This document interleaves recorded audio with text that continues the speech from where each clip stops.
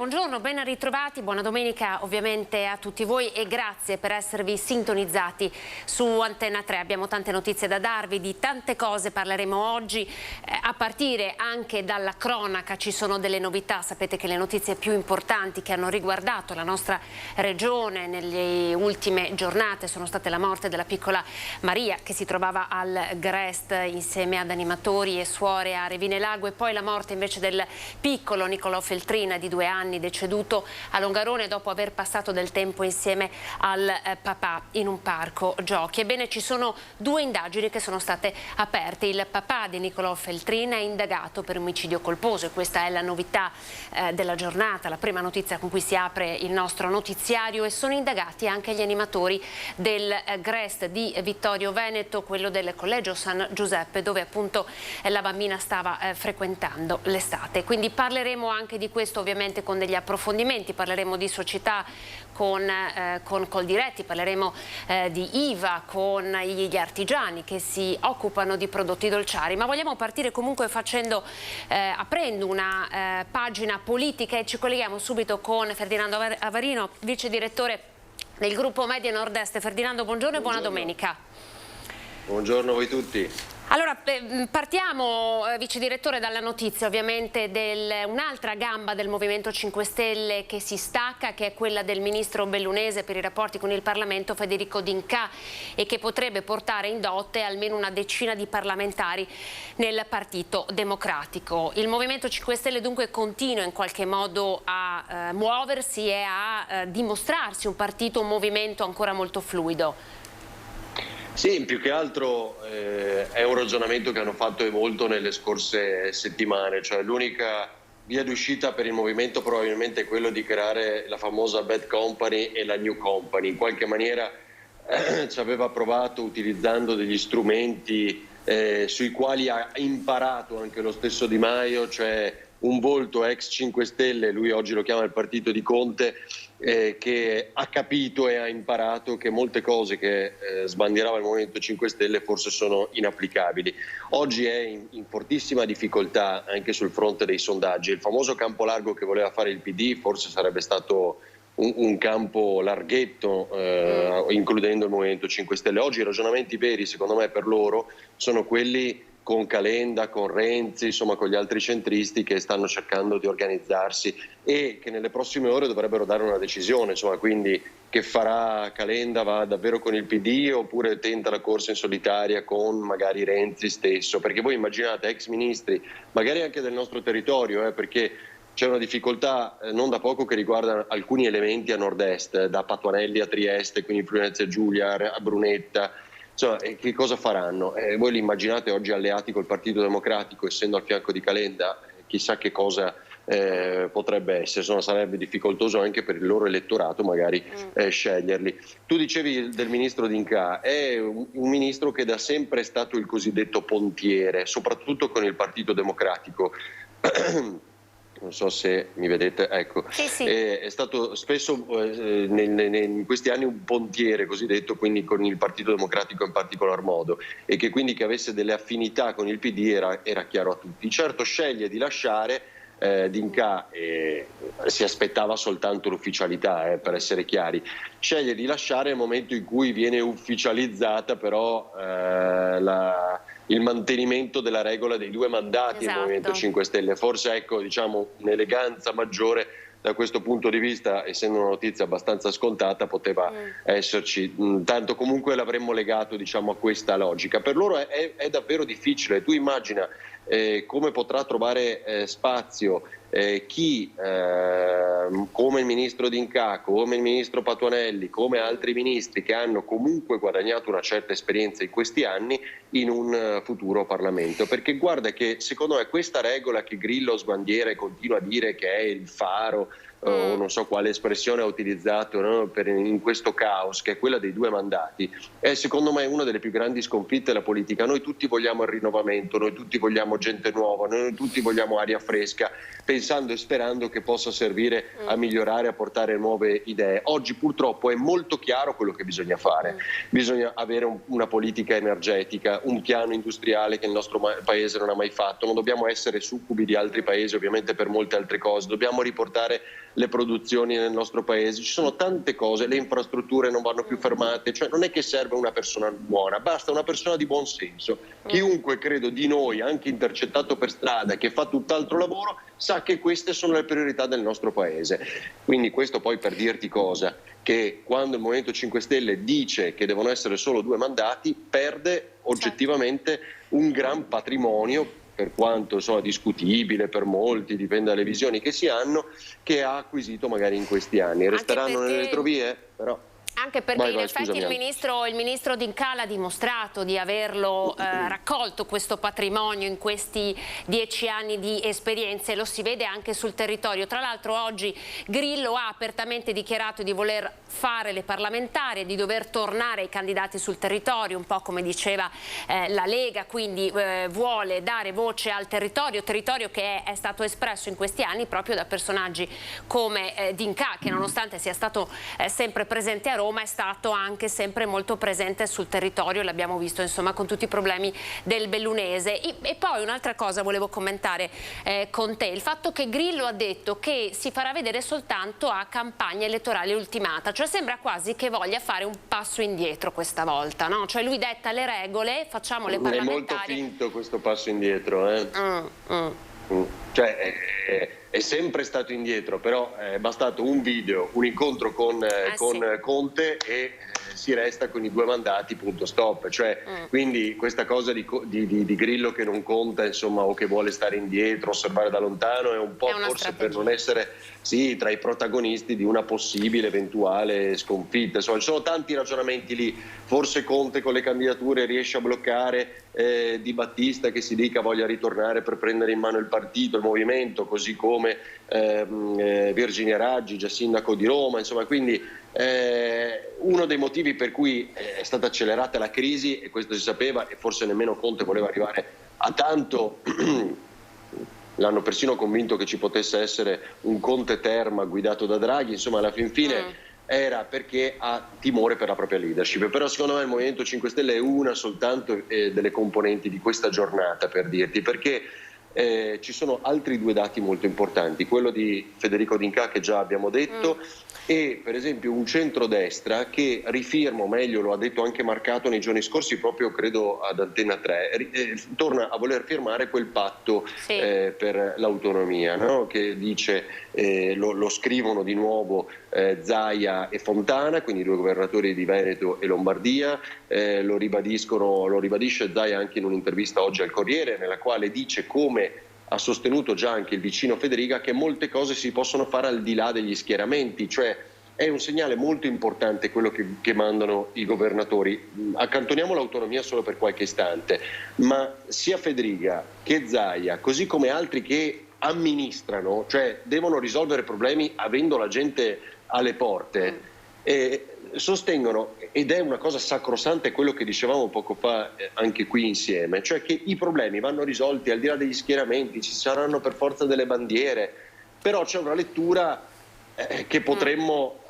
fare anche dietro queste dichiarazioni, cioè noi usciamo da un'esperienza che è quella del governo di unità nazionale, quello guidato da Draghi, quindi ci lascia pensare come un secondo tempo di queste elezioni del 25 settembre, che oggi diamo scontate per il centrodestra, potessero mai dare un risultato differente, ci sarebbe già una sensibilità, ovviamente lo è nella popolazione, che vuole risolti i problemi, come abbiamo detto, e le priorità del paese che abbiamo citato poco fa.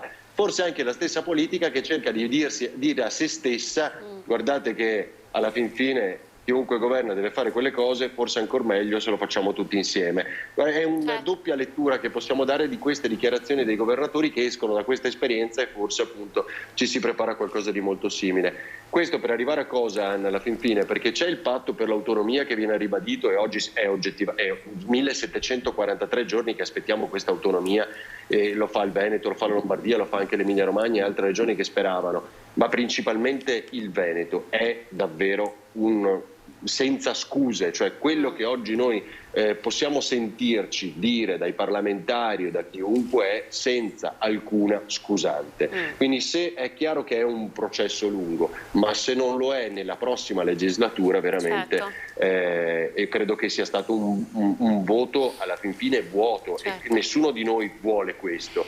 Però in questo famoso patto per l'autonomia c'era anche il patto anti-inciucio che ricorda sempre Fratelli d'Italia, cioè, e non viene ricordato spesso dai leghisti, cioè che quando hanno firmato anche per la legislatura precedente un patto per portare l'autonomia a casa, c'era lì dentro, voluto a Fratelli d'Italia, anche un cosiddetto patto anti-inciucio, e anche quello è stato disatteso, perché poi sappiamo che appunto Forza Italia e Lega invece sono andati al governo con gli altri. Infatti sono proprio i due titoli, no, che abbiamo scelto di scrivere, di far vedere ai nostri telespettatori in apertura di questa edizione: il patto per l'autonomia che hanno siglato Zaia e Fontana, che dovrà essere presentato ai due alleati. Tra l'altro Fontana, uno dei nomi anche fatti da Salvini come possibile candidato, e questi movimenti del Movimento 5 Stelle. Ferdinando, parleremo proprio di problemi reali e lo faremo oggi nel nostro notiziario, e il primo, uno dei grandissimi problemi che riguardano non solo la nostra regione, è quello della siccità, con tutte le conseguenze pesantissime sull'agricoltura. Qui abbiamo il vicepresidente di Coldiretti Treviso, con cui ovviamente non mancheremo di toccare un po' anche, insomma, la politica, no, per quello che è rimasto in sospeso con questa caduta del governo. Ferdinando, grazie per... Grazie a voi, buona giornata, ricordando appunto che anche una delle priorità del governo era non solo appunto il sistema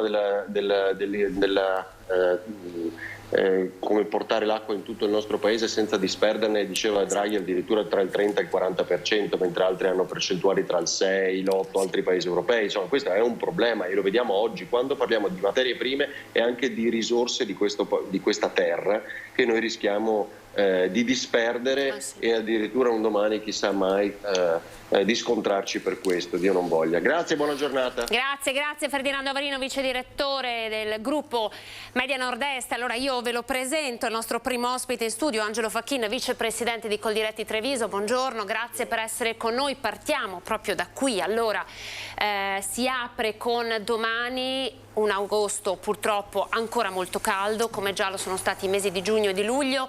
Quali le conseguenze immediate sull'agricoltura? Sappiamo che già nel Padovano si sta iniziando a raccogliere il mais, cioè si parte prima per evitare di perdere il prodotto. Ci fa una fotografia? Sì, allora è indubbio che la situazione nel mondo agricolo è difficile e diciamo che la siccità ha messo a dura prova tutto il sistema e questo dimostra quanto labile è il nostro territorio. Anche se a dire il vero il consorzio nostro, il consorzio Piave, ha gestito veramente in modo egregio le risorse idriche che abbiamo, perché lo svuotamento dei laghi che di solito si fa in primavera è stato rallentato moltissimo e quindi siamo partiti con un livello e una quantità di acqua importante, soprattutto per i laghi che riguardano quello di Santa Croce, il lago di Sottocastello a Pieve di Cadore, un po' meno nella zona del bacino del Mis, perché lì abbiamo più criticità. Infatti la zona, quella che crea più preoccupazioni per noi, è la zona della destra Piave, dove abbiamo più difficoltà nella gestione delle risorse idriche. È anche vero però che la stagione è in anticipo, come diceva lei, e questo garantisce anche la possibilità di fare dei raccolti anticipati, quindi sono già iniziate le operazioni di raccolta del mais per uso zootecnico, quindi si fa il seroso 15-20 giorni in anticipo, e questa è un'ottima notizia perché il mais, sappiamo, è una delle colture che consuma tantissima acqua, arriviamo a più di 6.000 metri cubi ettaro di acqua per coltivare il mais, quindi già togliere una parte importante di ettari che non hanno più bisogno di acqua garantisce più acqua per le altre colture. E oltre a questo abbiamo un anticipo in generale su tutte le coltivazioni. In questi giorni infatti la notizia è che in Sicilia, ma anche presto nella zona della Franciacorta e poi dopo Ferragosto anche qui da noi, si comincerà la vendemmia. Diciamo che... Quindi vendemmia anticipata. Assolutamente. Vendemmia anticipata, pensiamo sui 15 giorni rispetto a... dovremo vedere come va l'andamento stagionale qui di agosto, perché ha fatto qualche temporale e questo ha rinfrescato e quindi siamo in piena invaiatura su quasi tutte le cultivar e questo garantisce una raccolta che sarà subito dopo Ferragosto, insomma, ecco, per le varietà più precoci. Quindi con una vendemmia anticipata rischiamo di non perdere il prodotto.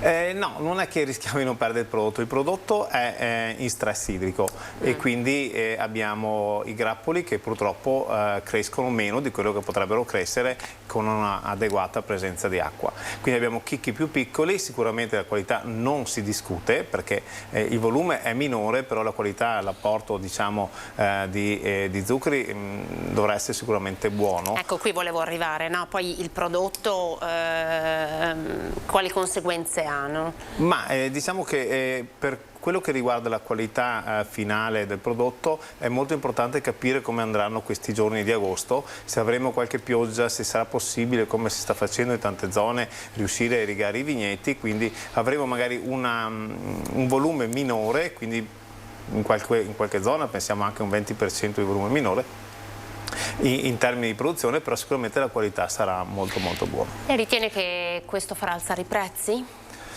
È ovvio che quando si faranno i conti a fine vendemmia, se la produzione sarà relativamente più bassa, la conseguenza può essere quella dell'aumento dei prezzi. È presto per dirlo perché in agricoltura ci hanno insegnato che le cose cambiano molto velocemente. La pianta, soprattutto la vite, è una pianta che sopporta bene lo stress idrico e in presenza di acqua può raddoppiare il volume addirittura degli acini. Quindi tutti i discorsi che facciamo oggi potrebbero essere sconfessati fra 15-20 giorni se il tempo cambierà. Però è vero che alcune colture sono veramente in uno stress enorme, alcune colture tipo la soia, abbiamo notizie in questi giorni che le prime fioriture sono state abortite perché la soia è una pianta che in presenza di temperature così alte non riesce a autofecondare i fiori e quindi la fioritura è scalare, di conseguenza abbiamo tanti baccelli vuoti e lì non ci sarà produzione. Molti ettari di mais non sono stati irrigati e quindi non ci sarà raccolto neanche su quello. Addirittura nei prati in montagna mi dicevano nel Bellunese hanno difficoltà nella raccolta del fieno per gli animali perché l'erba è cresciuta molto meno e quindi c'è meno fieno. Oggi il fieno viene valutato sui 30 euro a quintale, quindi una cifra enorme rispetto a quello che eravamo abituati e questo mette ancora più in crisi tutta la filiera legata alla carne e al latte. Noi poi abbiamo incontrato diversi agricoltori, soprattutto produttori di kiwi ad esempio, in tutta la zona di Nervesa, nell'Asolano, esatto, che hanno pagato un prezzo molto caro per quelle 2 o 3 grandinate fortissime che ci sono state il mese scorso e poi appunto da noi intervistati ci raccontavano del problema legato alle malattie della pianta, cioè oltre ovviamente alle condizioni atmosferiche ci sono anche delle condizioni che stanno rendendo il lavoro dei nostri agricoltori. Per quanto riguarda il kiwi per esempio siamo già alla seconda generazione, quindi ci sono i giovani agricoltori, quindi quelli che hanno raccolto l'eredità del lavoro dei genitori e che si stanno domandando se oggi abbia un senso questa agricoltura, se sia davvero sostenibile, quindi lo chiedo a lei.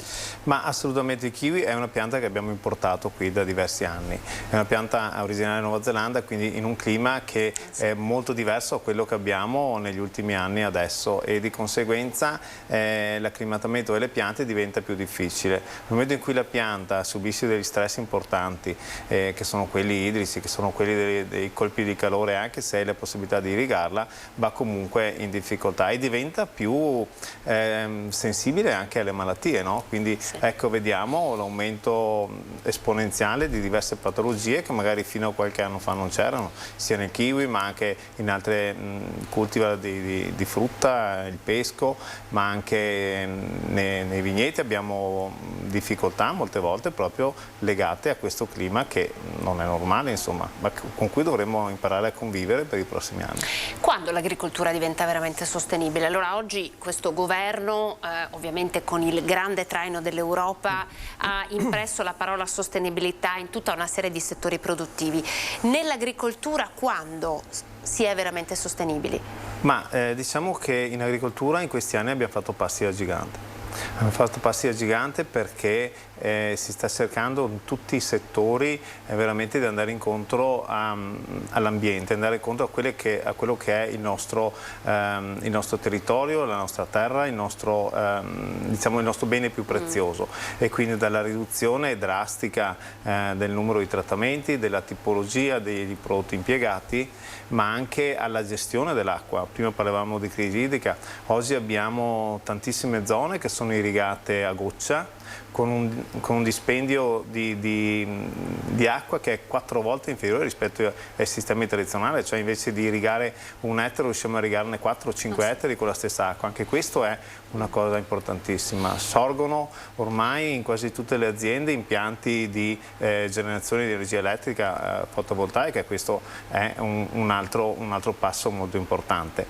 Diciamo che abbiamo ancora tanta strada da fare, però sicuramente è un processo che è iniziato e che andrà avanti per i prossimi anni. Che ricadute ha, secondo lei, non le chiedo ovviamente un commento politico, non è questa la sede, ma che ricadute ha questa crisi di governo con queste elezioni su un processo, su di voi, sull'agricoltura? Perché insomma sappiamo che c'erano delle riforme che erano state avviate. Sì. No, assolutamente, questa crisi di governo non la voleva nessuno, l'abbiamo capito bene, e dobbiamo ancora capire come mai ci siamo dentro. Una spiegazione sicuramente c'è.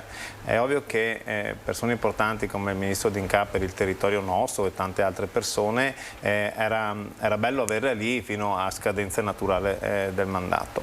È ovvio che oggi tanti problemi vengono un po' azzerati perché si pensa alla competizione elettorale.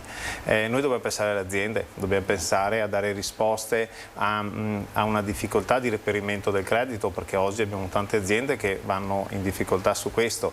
Abbiamo bisogno di andare incontro a quelle che sono le vere esigenze della gente. Si parlava di salario minimo, si parlava di tanti aspetti che erano importanti da portare avanti. È ovvio che il Presidente Draghi per noi era una garanzia per tutti, e quindi bisogna pensare di avere una persona che possa essere sia a livello interno ma soprattutto a livello europeo una persona che dia fiducia alla gente, che dia fiducia agli altri stati, ai mercati, e dia soprattutto stabilità. Ieri abbiamo fatto ascoltare le parole di una ricerca condotta dalla CGIA di Mestre che utilizza i dati, no, per leggere i fenomeni sociali, e si parlava di lavoro sommerso che in agricoltura c'è e che diciamo è una sorta di concorrenza sleale per voi. È cambiato qualcosa? Assolutamente sì, è cambiato moltissimo. Perché oggi il lavoro sommerso sicuramente magari in alcune zone esiste ancora, ma molto meno del passato. Oggi le aziende sanno e sono consapevoli che lavorare e essere competitivi in un'azienda bisogna essere a posto. Diciamo che magari in alcuni territori il messaggio è un po' più difficile.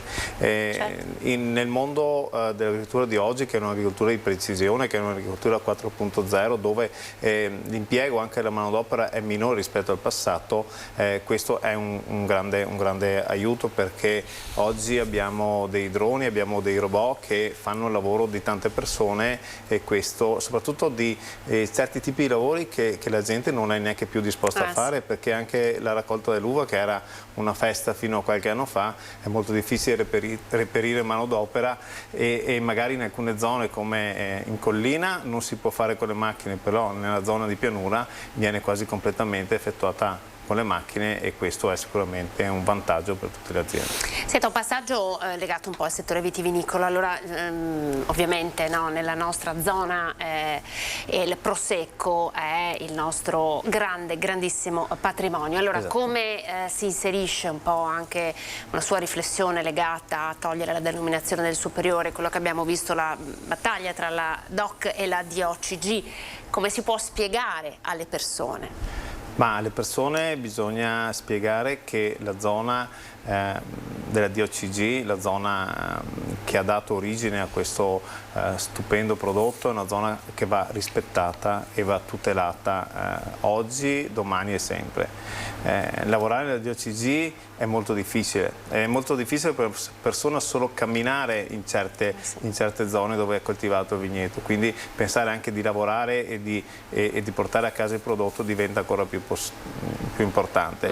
E, addirittura in questa zona è ancora più difficile irrigare in questo momento, perché anche lì ci sono grossi problemi, quindi le persone fanno veramente i miracoli per portare un po' di acqua alle piante.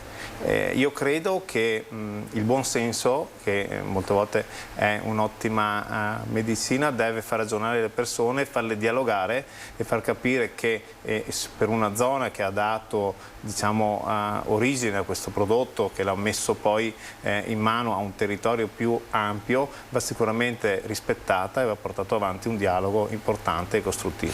Come Coldiretti, quali sono le sue preoccupazioni in questo momento? Ma le preoccupazioni in questo momento sono sicuramente legate a una politica, quella che parlavamo prima, una politica seria. Coldiretti ha fornito a tutte le forze politiche una serie di richieste da portare avanti, che sono quelle più importanti. Noi abbiamo grossi problemi, per esempio sul mondo dell'alimentazione. Il Nutri-Score è uno dei tantissimi problemi che abbiamo, altri problemi legati anche alla famosa dieta mediterranea, dove noi siamo, diciamo, il paese più per eccellenza, più importante, solo dove abbiamo delle varietà di alimenti che ci invia da tutto il mondo e non è giusto penalizzarli.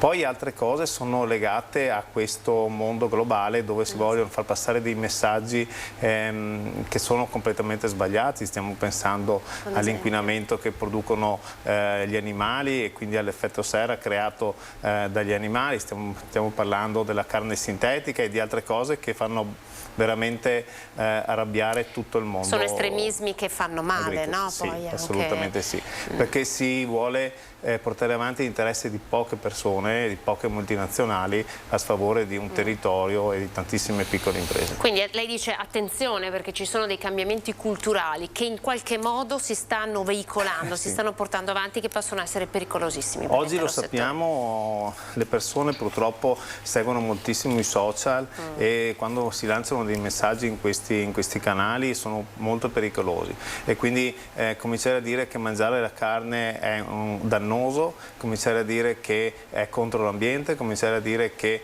è meglio usare la carne sintetica perché non ha tutte le controindicazioni che non sono assolutamente vere della carne tradizionale, sicuramente non è una cosa positiva. Grazie, Niente. Grazie Vicepresidente per essere stato in nostra compagnia. Abbiamo provato a fare un volo pindarico per toccare un po' tutti i settori che riguardano il grande, meraviglioso mondo dell'agricoltura, in questo caso anche dell'allevamento. Ci riaggiorneremo ovviamente per fare il punto intorno a Ferragosto, per capire insomma, anche i dati della vendemmia come sta andando. Esatto. Comunque lei in qualche modo oggi ci dice appena dopo Ferragosto si parte. Si parte, sì, assolutamente. Grazie ad Angelo Facchin. Noi andiamo in pubblicità, ci vediamo tra poco con la CISL, anche qui ovviamente parleremo di crisi di governo, di campagna elettorale, ma poi parleremo anche del terribile mese che attraverserà, quindi agosto, la sanità del Veneto, tra ferie e carenze di personale. A tra poco.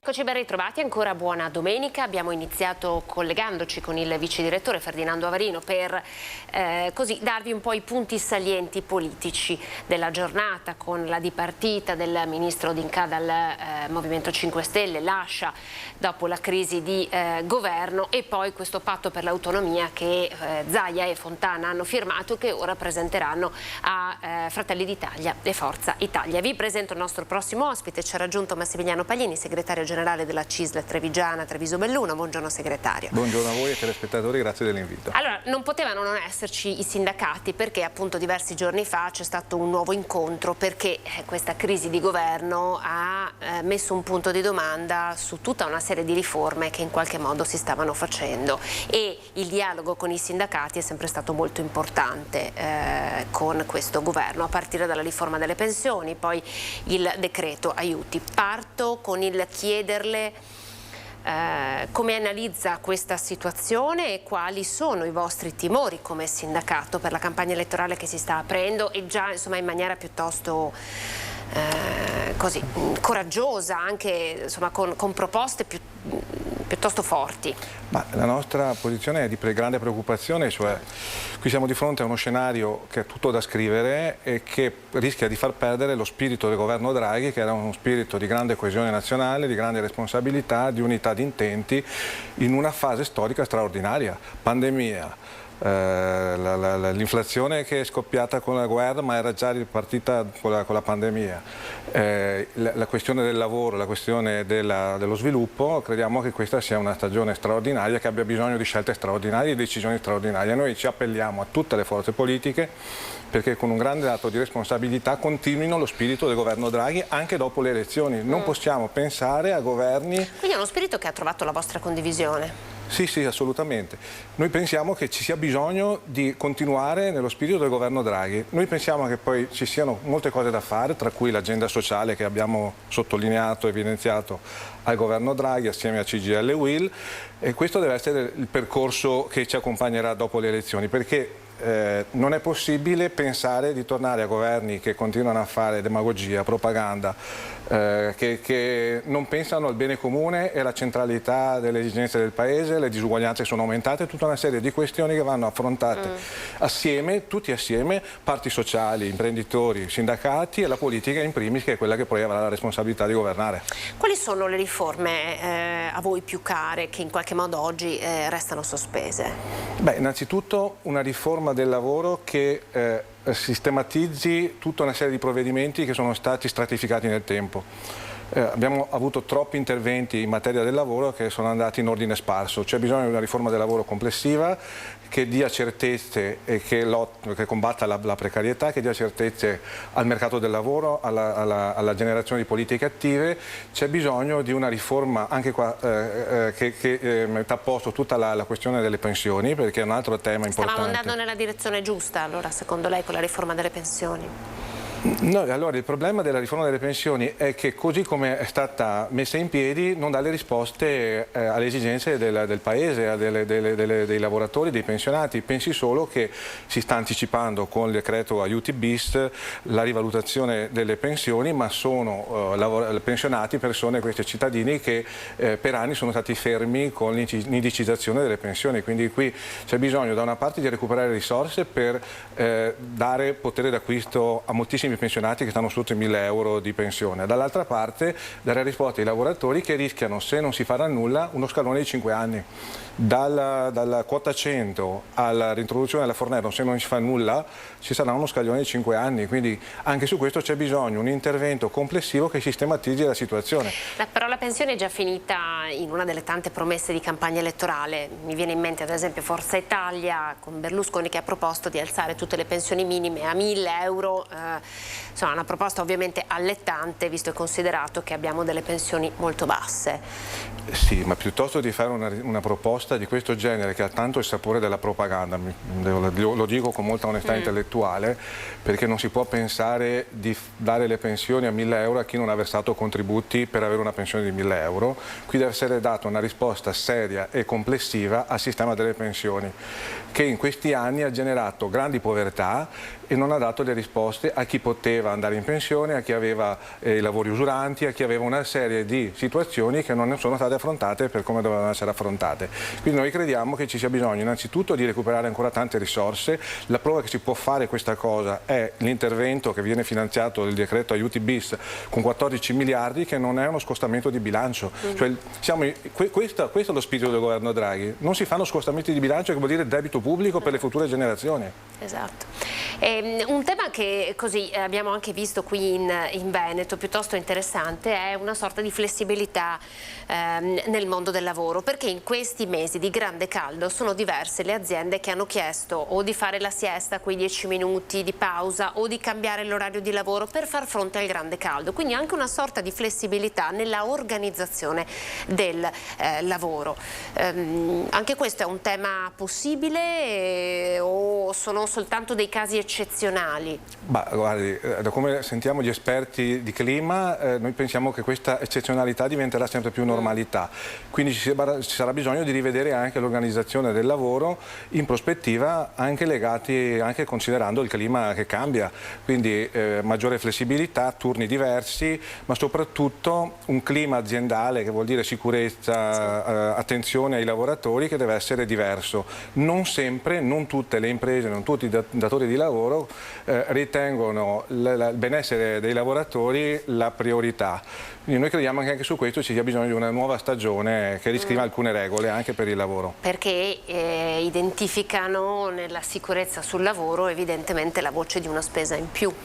Sì, ma la spesa in più che ha portato a morti e gravi infortuni sul lavoro, quindi noi crediamo che, come dicevo prima, ci sia bisogno di una nuova stagione di responsabilità che riguarda la politica ma riguarda tutti, compresi i datori di lavoro. Ce ne sono molte di aziende che fanno le cose molto bene assieme alle organizzazioni sindacali, ce ne sono tal'altre che invece non le fanno bene come andrebbero fatte, non rispettando le regole.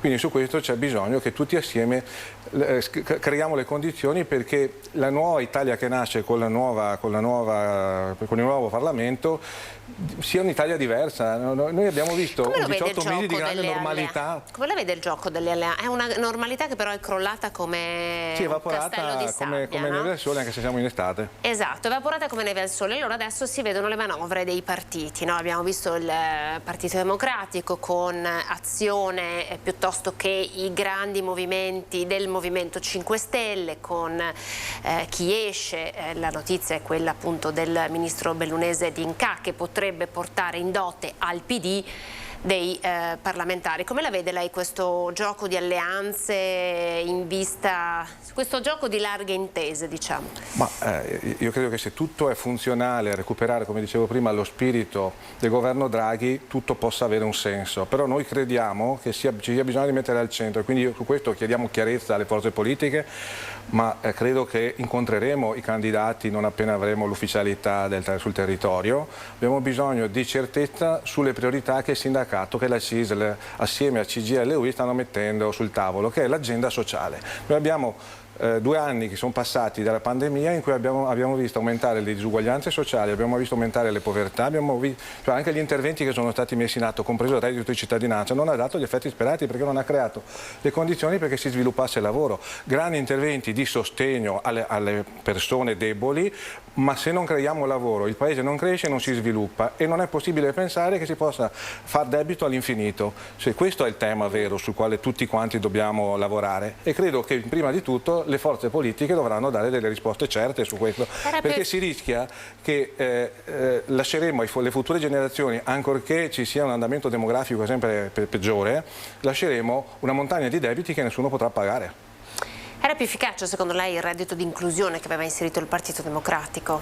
Ma noi pensiamo che sia il reddito di emergenza, il reddito di inclusione, il reddito... No, il salario minimo poi è un'altra cosa. Dopo ne parliamo. Reddito di cittadinanza, reddito di inclusione, reddito di emergenza, tutti strumenti utili per affrontare le emergenze delle situazioni di emarginazione, ma non hanno prodotto i risultati che dovevano essere quelli di generare lavoro, di creare le condizioni perché le persone fossero accompagnate al lavoro, ma il lavoro non c'era. Adesso il lavoro c'è, ci mancano i lavoratori. Sul salario minimo io credo che si stia andando nella direzione sbagliata se si pensa di una definizione per legge.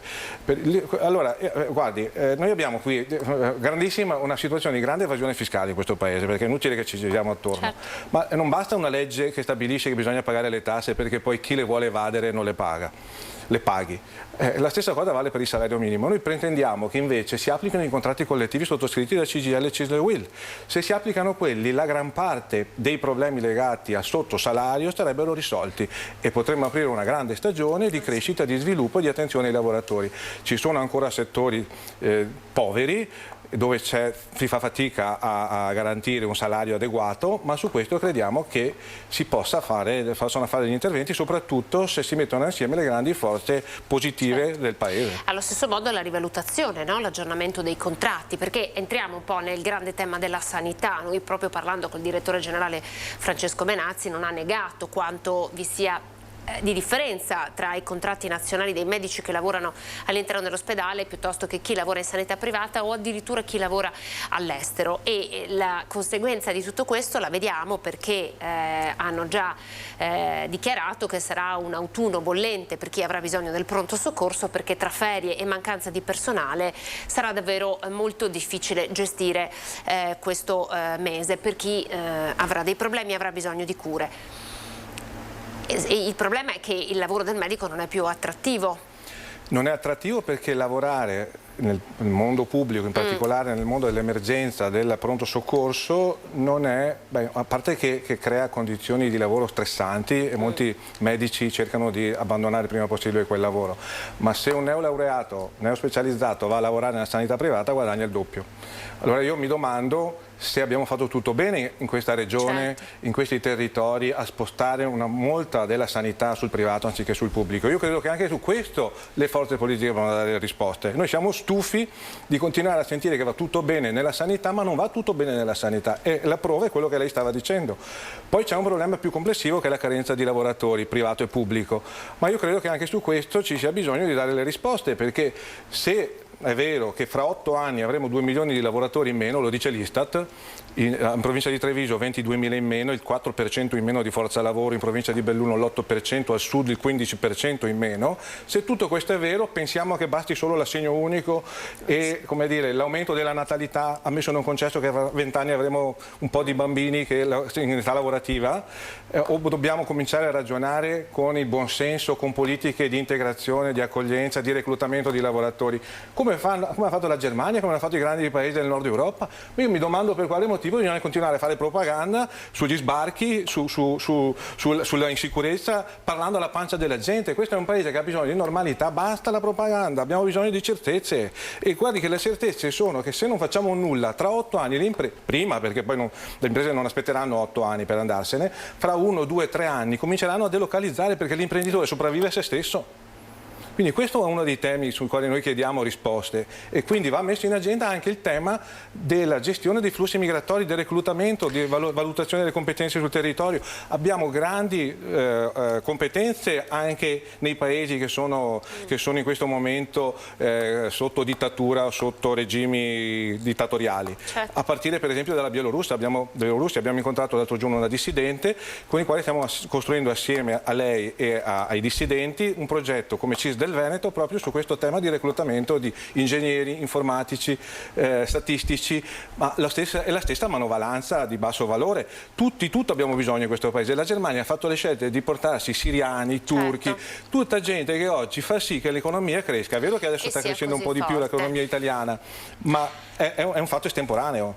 Senta, poi tra l'altro noi adesso stiamo vivendo in questa congiuntura molto pesante, soprattutto per le nostre aziende, a causa dei rincari incredibili, no? C'è chi ovviamente continua a parlare di speculazione, ma dal caro benzina al caro energia. Quali sono i settori produttivi del nostro territorio, quindi del trevigiano, che stanno più soffrendo? La carta assolutamente è uno dei settori che è energivora, la produzione della carta, ma diciamo che un po' tutte le aziende, in particolare però ci sono alcune, penso nel bellunese la ceramica, però le imprese hanno bisogno di energia che sia a un costo sostenibile, perché sennò questo si scarica nella filiera del prodotto, per cui poi alla fine cresce senza freni l'inflazione.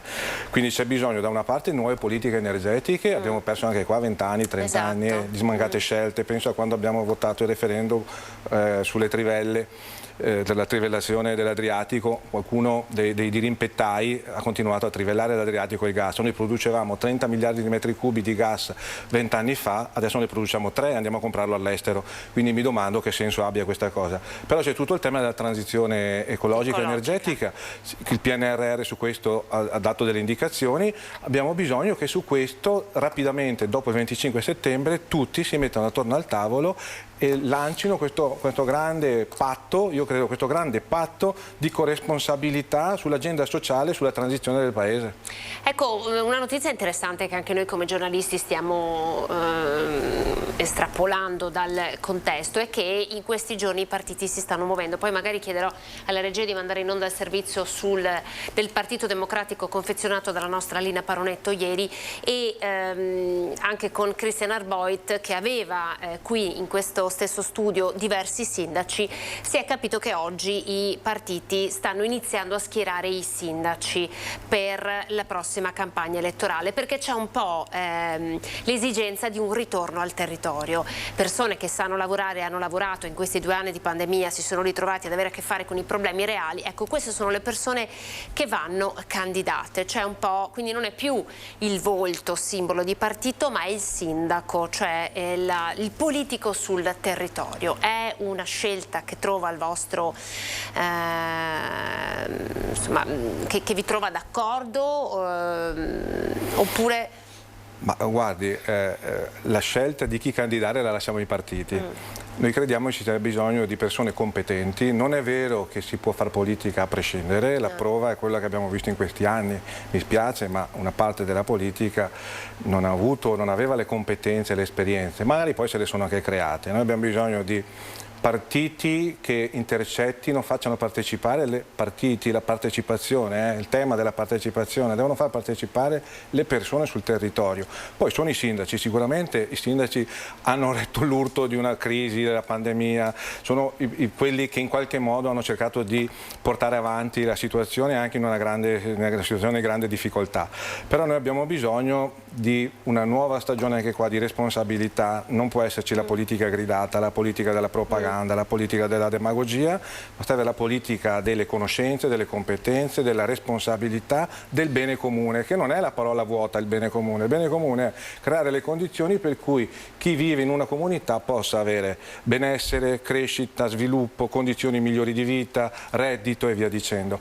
I 18 mesi del governo Draghi secondo noi stavano andando in quella direzione, quindi anche la scelta di far precipitare repentinamente il governo, paradossalmente senza una sfiducia, perché non è stato neanche sfiduciato tecnicamente, ma di fronte agli impegni del PNRR, una legge di bilancio da scrivere, a 6 mesi dalla scadenza naturale, a noi sembra comunque che non ci sia questa grande responsabilità, al di là di qualche forza politica che ha fatto delle scelte. Però se c'è stato un senso di partecipazione e di coesione nel governo Draghi, che ha coinvolto quasi tutto l'emiciclo costituzionale, noi pensiamo che quello spirito doveva continuare anche per i prossimi 6 mesi e portare alla scadenza naturale della legislatura. Ma tra l'altro, insomma, buona parte sia del mondo imprenditoriale che proprio del mondo del lavoro e gli stessi primi cittadini avevano rivolto un appello a Draghi a restare, no? C'era questo grande appello, tant'è che Draghi nel suo primo discorso al Senato ha parlato un po' a nome degli italiani, chiedendo alle forze politiche un nuovo patto, dicendo se sono qui è perché lo vogliono gli italiani, e questo ha fatto pure arrabbiare. Sì, a me fa pensare che qualcuno l'ha tradotto come volere pieni poteri, infatti poi Draghi su questo ha risposto.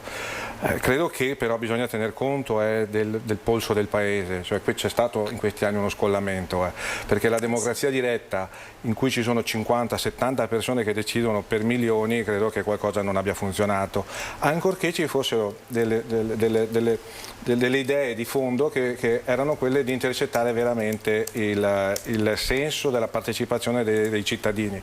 Però la democrazia è fatta dai corpi intermedi, compresi i partiti, che fanno sintesi e mediazione tra soggetti diversi. Questo hanno pensato i padri costituzionali quando hanno scritto la nostra Costituzione, non hanno pensato i movimenti, hanno pensato i partiti. Quindi questa cosa in qualche modo dovrebbe dire qualche cosa. Quindi il senso della partecipazione di tutti, quindi i partiti fanno mediazione sul territorio, le sezioni, i comitati comunali, e a salire c'era proprio un percorso che nasceva dal fare il consigliere comunale fino ad arrivare ai vertici, perché c'era una selezione della classe dirigente. Un altro tema che in questi anni un po' si è perso di vista, diciamo così, usando un eufemismo in questo paese. Lei ritiene che dovrebbe essere cambiata la legge elettorale, Paglini? Ma guardi, anche in questo caso qua non è compito nostro, perché noi facciamo altro, quindi è compito della politica. Credo che ci sia bisogno, proprio perché c'è stata un'asciugatura anche del numero di parlamentari, quindi un'asciugatura anche della rappresentanza sul territorio, perché è sfuggito a molti che questa scelta di ridurre i parlamentari porterà alcune aree periferiche del paese a non avere più rappresentanti politici in Parlamento.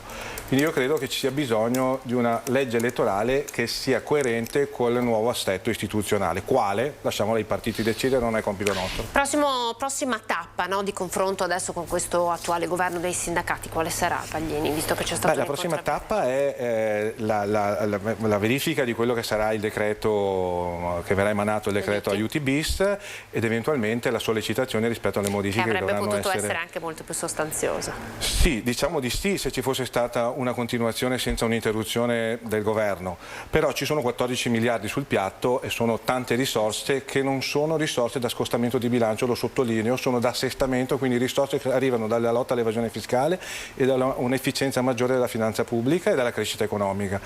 Abbiamo bisogno di ulteriori risorse, tassare gli extra profitti ulteriormente, perché le imprese energetiche hanno fatto profitti a dismisura, il digitale, la logistica, c'è bisogno di tassare quella parte degli extra profitti per incidere sulle pensioni, perché il 2% è un primo passo ma non è sufficiente, perché abbiamo milioni di pensionati che sono in una situazione di grande difficoltà. C'è bisogno di risorse per il lavoro, per le politiche attive, per la formazione e per il sostegno del reddito delle famiglie. Se faremo tutto questo, se la politica sarà in grado di fare tutto questo, avrà comunque il sostegno della nostra organizzazione. Grazie a Massimiliano Paglini, segretario generale della CISL Treviso Belluno, grazie ovviamente anche per la sua chiarezza. Insomma, bando alle ciance, se così si può dire. È chiaro quello che la linea che deve intraprendere questo Paese. Eravamo sulla giusta strada, ma abbiamo una nuova sfida da affrontare, che è quella del voto del 25 settembre, e davvero ci auguriamo che il popolo, le persone scelgano di andare a votare. Grazie per essere stato in nostra compagnia. Allora, tra pochissimo parleremo di bonus psicologo, cercheremo un po' di capire anche qui. Il governo ha avuto un'iniziativa importante, lo si vede dalla percentuale altissima di adesioni che questo ha avuto, ma i fondi pare che siano già in esaurimento. Ne parleremo tra pochissimo, però un altro passaggio importante che riguarda la nostra regione è il fatto che ci sia all'interno della Costituzione un riconoscimento di Venezia e delle isole. Vediamo di che cosa si tratta. La specialità di Venezia e delle isole della sua laguna è ora riconosciuta e tutelata dalla Costituzione italiana. Con la quarta e ultima votazione favorevole alla Camera dei Deputati, secondo l'iter previsto per le leggi costituzionali, la riforma dell'articolo 119 entrerà definitivamente in vigore tra 3 mesi con la seguente previsione. La Repubblica riconosce le peculiarità delle isole e promuove le misure necessarie a rimuovere gli svantaggi derivanti dall'insularità. Le conseguenze di questa frase sono a 360 gradi, perché significa che d'ora in poi verranno sanate il più possibile tutte le penalizzazioni che possono verificarsi quando si vive e si lavora in un'isola. Potremmo avere delle norme ad hoc per l'isola di Venezia e per le isole minori a livello nazionale che consentono per esempio le deroghe sul numero delle classi per le scuole, delle deroghe per esempio per i trasporti, dei finanziamenti ad hoc dall'Europa e anche dallo Stato per i trasporti, per la sanità, ma anche per esempio gli aiuti e le incentivazioni che sono state date alle aziende veneziane e anche del Polesine in questo caso, sono aiuti che possono uscire dalle discriminanti europee che bloccano questi aiuti in quanto anticoncorrenza, insomma un ventaglio di possibilità normative di finanziamento straordinarie. Partita da un'iniziativa popolare, la legge si è estesa durante il suo percorso dalle 2 maggiori isole italiane, Sardegna e Sicilia, anche a quelle più piccole. Il senatore Ferrazzi era già stato tra i promotori di un'altra modifica costituzionale portata a termine nel corso di questa legislatura, introducendo la tutela dell'ambiente e delle future generazioni nei principi fondamentali della Costituzione. Ora una nuova riforma che coinvolge direttamente Venezia e le sue isole. Non è una legge speciale su Venezia, addirittura qualcosa di più, è una legge costituzionale che riconosce la peculiarità, che riconosce che il fatto che vivere nelle isole, tra cui Venezia, vuol dire vivere in una condizione di fatica, di disagio, di aggiunta di costi per la mobilità, per i trasporti, per le scuole, per la sanità, per il lavoro. E dunque la Repubblica, attraverso questa riforma della Costituzione che abbiamo voluto, riconosce questo e interviene a livello normativo e finanziario per far superare questa difficoltà e promuovere le comunità locali. Allora, do il buongiorno a Fortunata Pizzoferro, vicepresidente dell'Ordine delle Psicologhe e degli Psicologi del Veneto. Buongiorno Fortunata, grazie per averci raggiunto. Buongiorno Anna, ben trovata. Allora, come già anticipato un po' ai nostri telespettatori, volevamo toccare il tema del bonus psicologo, perché il decreto è stato firmato, i fondi ci sono e anche, diciamo, le regole per come andare a prenderli, però insomma questi fondi, se rapportati alla mole di persone che potrebbero aver bisogno di un aiuto psicologico, sono evidentemente molto molto bassi. Si calcola, lo dico io, lo leggo per non sbagliare, che questi 10 milioni andranno ad aiutare 16.000 persone in Italia, quindi in Veneto siamo tra le 1.500 e le 1.600 famiglie. È un buon primo passo, ma insomma è un po' poco, 1.500 famiglie. Cosa ne pensa lei anche dal suo punto di vista, dal punto di vista dell'osservatorio che voi avete in Veneto sui bisogni delle persone?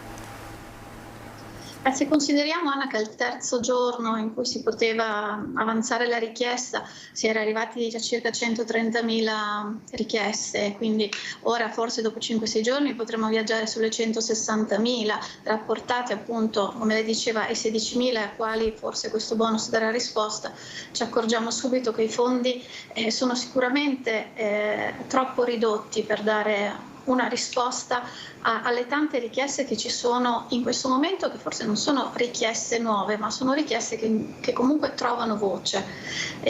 Chi si occupa di salute mentale ha sempre saputo che c'è un'ampia fascia di cittadini che doveva in qualche modo fare da sé per riuscire a curarsi, doveva mettere insieme le risorse e ora finalmente in qualche modo ha avuto l'opportunità di rivolgersi allo Stato per avere sostegno, però è molto probabile che questo sostegno poi risponderà a pochissime richieste a fronte di quelle che ci saranno, perché comunque le domande possono essere avanzate fino al 24 di ottobre, quindi abbiamo ancora avanti quasi 3 mesi in cui può lievitare questo numero e solamente una piccola percentuale di cittadini potrà vedere riconosciuta la sua richiesta. Ecco, forse concettualmente è un buon impegno politico sicuramente, ma concettualmente sembra quasi un po' fare la fine di quello che fu il bonus vacanze, quando in realtà la cura della mente deve avere insomma un'altra cura, cioè un altro impegno probabilmente, no?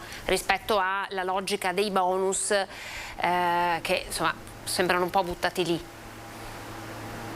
Sì, ne abbiamo parlato tante volte anche rispetto agli interventi che si fanno in emergenza, no? Abbiamo sempre detto che durante l'emergenza a volte si fanno degli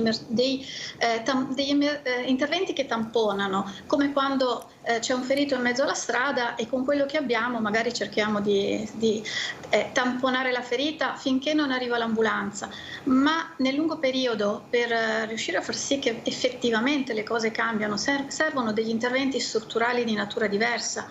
Se sappiamo che solo più o meno il 5% degli psicologi lavora in ambito pubblico, significa che il 95%, forse il 90% considerando forse varie tipologie di contratti, degli psicologi lavorano in ambito privato e quindi che c'è un'ampia fascia di cittadinanza che si è sempre rivolta al privato per cercare una soluzione a problemi che erano già presenti prima. Non è stato il Covid che ha fatto nascere all'improvviso dei problemi, un po' come quando il terremoto fa vedere delle fratture nelle costruzioni, ma le fratture non le ha prodotte da solo il terremoto se non c'erano già delle costruzioni un po' fragili. Senta, quali sono un po' le motivazioni per cui le persone si rivolgono a voi? Quali sono? Perché abbiamo imparato, leggendo anche noi come giornalisti un po' la realtà e il contesto sociale, che l'ansia e la depressione sono, diciamo, le malattie del nuovo millennio, ma non vogliamo essere superficiali e quindi vorrei chiedere a lei un approfondimento un po' di questa affermazione.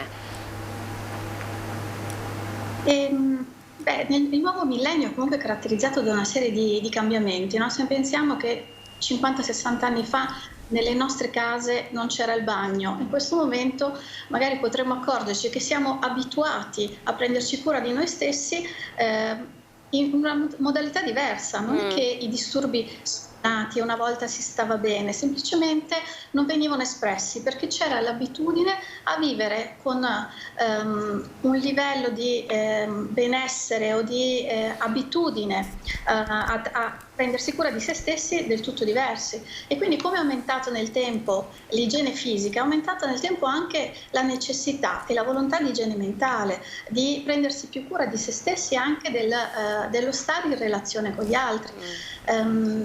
I disturbi di cui ci occupiamo normalmente sono sia l'ansia, la depressione, ma anche forti problematiche con l'autostima, forti problematiche di relazioni, anche il concetto di famiglia stessa che è cambiato, ma dobbiamo pensare che sono famiglie e coppie molto diverse, quelle con cui abbiamo a che fare ora rispetto alle coppie nate 100 anni fa, quando la vita media era molto più breve, quando non c'era l'aspettativa di stare insieme per molti anni per amore. Ecco, se ora per esempio le coppie non stanno assieme per tutta la vita, non è perché ci si ama meno, ma perché ora c'è l'aspettativa di trovare l'amore, mentre invece molte decine di anni fa questa aspettativa non c'era.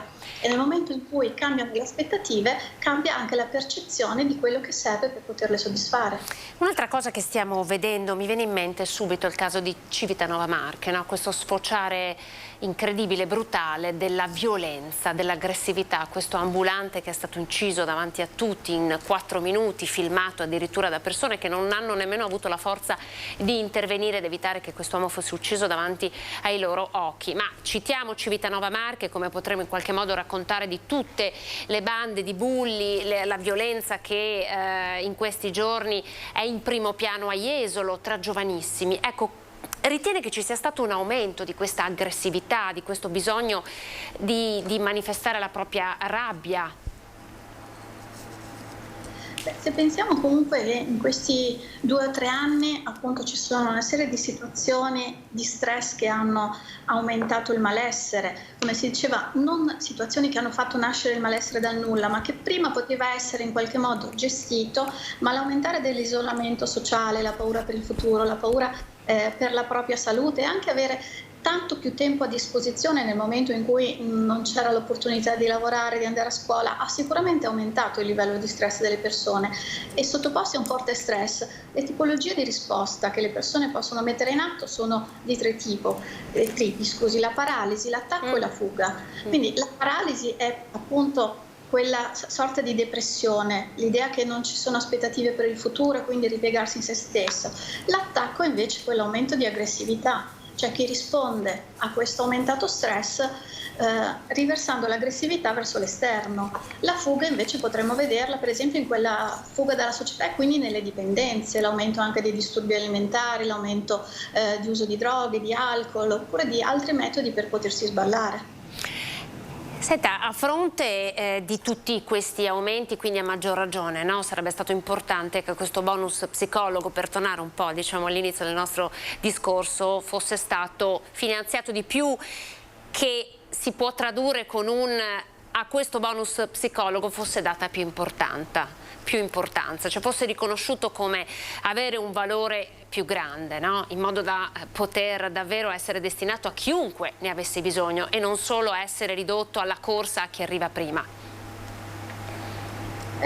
Sì, io vorrei anche soffermarmi non solo sull'entità ma anche sul modello strutturale, perché altrimenti sembra come al solito ogni categoria chiede semplicemente più fondi. Sicuramente è sottofinanziato per la salute mentale, servono più risorse, però serve anche ripensare le risorse in una maniera diversa. Ora, se pensiamo a come è strutturato appunto il bonus, che è stato annunciato in primavera, è diventato attuativo ora in piena estate, le graduatorie potrebbero essere disponibili a novembre. Se pensiamo appunto alla persona sofferente che in questo momento sta male e cerca aiuto da uno psicologo, cerca aiuto adesso, ma saprà se avrà questa possibilità realisticamente a novembre. Pensiamo anche a come è strutturato. Bisogna avere uno SPID, bisogna avere un ISE, bisogna avere anche quel poco di energie che servono per andare a cercare un aiuto che ti verrà dato tra alcuni mesi. Io tendo a pensare che anche al bonus queste richieste, che sembrano tante, rappresentano comunque una piccola percentuale delle persone, rappresenta la piccola percentuale di persone che ha abbastanza dimestichezza con gli strumenti informatici, con lo SPID, che ha magari qualcuno vicino che fa la domanda per lui. Pensiamo invece alle persone molto sole, alle persone anziane. Quella fascia di popolazione probabilmente sta male, ma non emerge neanche nelle richieste del bonus e quindi a livello anche strutturale nel ripensare questi interventi, per esempio non c'è nessuna idea di rilevazione dei bisogni. Noi non sapremo le 500.000 richieste forse a cui arriveremo a fine ottobre, che tipo di popolazione stanno coprendo. A parte l'ISE non ci sarà nessun dato rispetto a questo, non è previsto. Saranno persone con una richiesta di inizio di trattamento oppure sono persone che già erano in trattamento psicologico e e cercano di avere un piccolo aiuto nel loro percorso. Ecco, sarebbero tutte informazioni utili per poter poi ripensare anche agli interventi futuri in maniera più strutturale. Senta, ma anche alla luce di quello che lei ci sta dicendo, la vostra categoria è stata coinvolta in questa misura? È sempre difficile nel momento in cui si fanno delle proposte di legge, si discutono in altri contesti, che ci sia un vero scambio proficuo e a volte si ritrovano appunto delle misure già fatte e se si potesse venire prima appunto in maniera più collaborativa, con un confronto più pensato, magari si possono fare diversamente. Ecco, per questo io magari punto anche di più al dialogo con la Regione, laddove è più possibile avere degli interlocutori presenti con cui ripensare anche delle iniziative locali, magari a misura della popolazione che conosciamo. Come quella bella attivata a Treviso con voi, con il Centro per la Famiglia, no, dello psicologo di quartiere. Quella sicuramente già si metteva in ascolto del territorio e sicuramente è stata una bella iniziativa di cui continueremo a parlare. Dottoressa, grazie davvero per essere stata con noi. Abbiamo voluto fare luce un po' su questo bonus, per come ce lo stanno raccontando, ma anche per come viene visto da voi, ovviamente, quindi dalla categoria. Grazie per essere stata con noi, dottoressa. Lei, Anna, alla prossima. Arrivederci. Fortunata Pizzoferro, la vicepresidente dell'Ordine delle psicologhe e degli psicologi del Veneto, che abbiamo imparato a conoscere in tutto questo periodo come voce autorevole per commentare insomma anche i vari fatti che la cronaca ci ha portato a raccontare in tutto questo tempo. Tra pochissimo parleremo del settore artigiano di produzione di dolciumi e ne parleremo perché hanno lanciato una proposta, ovvero di togliere l'IVA dai prodotti dolciari, perché l'intero settore dell'alimentare ovviamente è in crisi a causa dell'aumento dei prezzi. Ne parleremo tra pochissimo con la categoria. Intanto andiamo in pubblicità.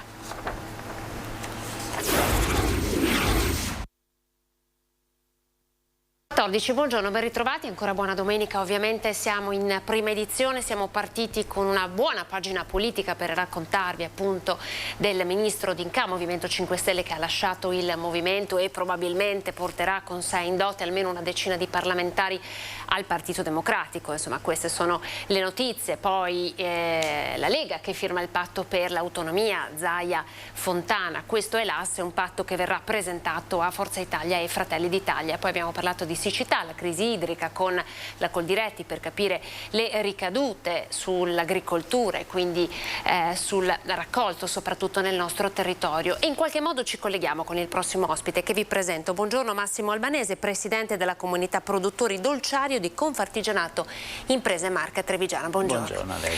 Allora, tra l'altro Massimo ci ha raggiunto, oggi è domenica, molti di voi magari vorranno andare al mare nel pomeriggio. Massimo ci ha raggiunto perché era nel suo laboratorio, perché voi sapete che chi lavora nel settore della pasticceria, quindi dei dolciumi, la domenica è al lavoro e in questa fase sta affrontando un periodo davvero molto difficile, perché ci sono degli aumenti legati alle materie prime che voi lavorate, come la farina, il burro, le uova, il cioccolato, la marmellata, che stanno rendendo il vostro lavoro non più sostenibile, no? Sì, in effetti questo periodo che si aggancia al periodo già complicato del lockdown, del Covid, di tutto quello che è stato una difficoltà nel poter lavorare,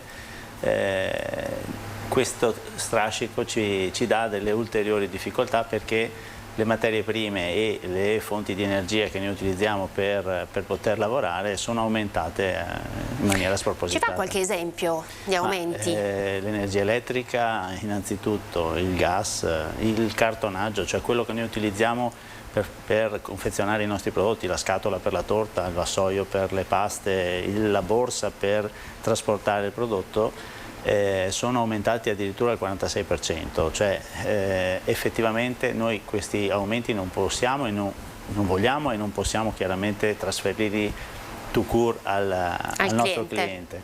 Però è un problema non indifferente questo, che in questa fase noi stiamo investendo del nostro per cercare di fare da cuscinetto. Cioè lei ci sta dicendo che state lavorando in perdita sostanzialmente? È chiaro che i margini sono cambiati notevolmente e se andassimo a fare un'analisi accurata di prodotto per prodotto, sicuramente dei prodotti noi li vendiamo sotto costo. Allora, ovviamente la categoria ha fatto una proposta che è quella di azzerare l'IVA per i prodotti dolciari. Questo che cosa comporterebbe? Ci aiuti a capire. È chiaro che noi ovviamente acquistiamo i prodotti con l'IVA e vendiamo con l'IVA, il cliente paga e noi facciamo il versamento della differenza chiaramente per quello che è il valore aggiunto che viene fatto sul prodotto. È chiaro che la mole economica che ne deriva e che chiaramente va versata allo Stato è abbastanza importante. Riuscendo a azzerare l'IVA noi riusciremo ad attingere a delle risorse che farebbero ulteriormente un cuscinetto su quello che sono i nostri costi. Un cuscinetto per arginare l'aumento dei prezzi e quindi permettervi di avere della rendita ovviamente dal lavoro che fate. Poi c'è anche il costo del lavoro, no? Anche perché insomma, il costo del lavoro è aumentato, la tassazione non è diminuita, era una delle riforme di questo governo che però cadendo ha lasciato in qualche modo tutti i lavoratori così a bocca asciutta. Il costo del lavoro chiaramente è una delle voci più importanti nel nostro settore perché essendo artigianato, l'artigianato si basa in buona parte su quello che è la manipolazione manuale. Nell'ambito della pasticceria in particolar modo perché sì, esistono delle attrezzature che ci favoriscono, ci agevolano nella lavorazione, ma tutti i prodotti passano attraverso le mani. E di conseguenza il costo della manodopera e quindi dei dipendenti è una voce molto importante. Come diceva lei, le agevolazioni e riduzioni in questo senso non ci sono state e quindi anche questo aggrava una voce di costi. spesa non indifferente. Tra l'altro leggo ovviamente per non fare errori, nella Marca Trevigiana si contano 1161 lavoratori artigiani, oltre il 17% del totale regionale, alimentari vari, poi ci sono i birrifici, caseari, cioccolatieri, gelatieri e pasticceri e poi chi si occupa anche della lavorazione delle carni. Tra l'altro come sono cambiate le abitudini di consumo rispetto ai prodotti dolciari? È chiaro che l'evoluzione da 40 anni fa, insomma io ho iniziato... Lei è nel settore da 38 anni, mi diceva, quindi esatto. Non sono pochi. C'è stata un'evoluzione, come chiaramente in tutti i settori, in tutto il contesto sociale cambiano le cose, ma se vogliamo parlare dei consumi, io ricordo che almeno una trentina d'anni fa i nostri clienti venivano in pasticceria chiedendo il vassoio da 30 paste, no? Le paste della domenica. Le paste della domenica, ma si parlava delle paste quelle di dimensioni importanti, quindi da circa 80-90 grammi al pezzo. Oggigiorno la stessa persona o comunque lo stesso nucleo familiare arriva in pasticceria e ti chiede un vassoio da 10-15 mignon. Perché si chiede meno allora secondo lei? Per spendere meno? Diciamo che ci sono più fattori, sicuramente l'attenzione anche a quello che è l'alimentazione è cambiato, i nostri clienti sono più attenti, cercano il prodotto di qualità, cercano le materie prime, cioè chiedono quali sono le materie prime che noi utilizziamo e cercano appunto un prodotto che sia fatto con materie prime di qualità. Poi ovviamente anche dal punto di vista sanitario c'è una maggiore informazione su quali sono le giuste modalità di assunzione degli alimenti e quindi anche il cliente della pasticceria magari mangia un po' meno ma cerca la qualità. Però voi avete imparato anche a diversificare, no? Oggi si utilizzano ad esempio farine diverse, dall'integrale al camut, sono tante farine, cosa che ovviamente 10 anni fa non si trovava in pasticceria, quindi vi siete anche in qualche modo messi in ascolto del cliente. Sì, certamente è importante fare questo, ovviamente per mantenere la propria clientela e avere anche la continuità nel lavoro, ma anche perché c'è un rispetto nei confronti di quello che è l'esigenza della persona che magari ha delle difficoltà, delle problematiche. È chiaro che non possiamo trasformarci in farmacie, quindi di conseguenza il nostro servizio deve essere contestualizzato in quello che è il lavoro del pasticcere, Però chi non può assumere il glutine, chi non può assumere i derivati del latte, ovviamente cerchiamo di creare delle proposte che consentono anche a queste persone di godere di quello che è il nostro lavoro. Possiamo dire che la filiera alimentare artigiana sia in difficoltà in questo momento? Cioè lei ritiene che ci siano delle imprese che sono a rischio chiusura a causa degli aumenti che ci sono? Ci sono sicuramente delle realtà che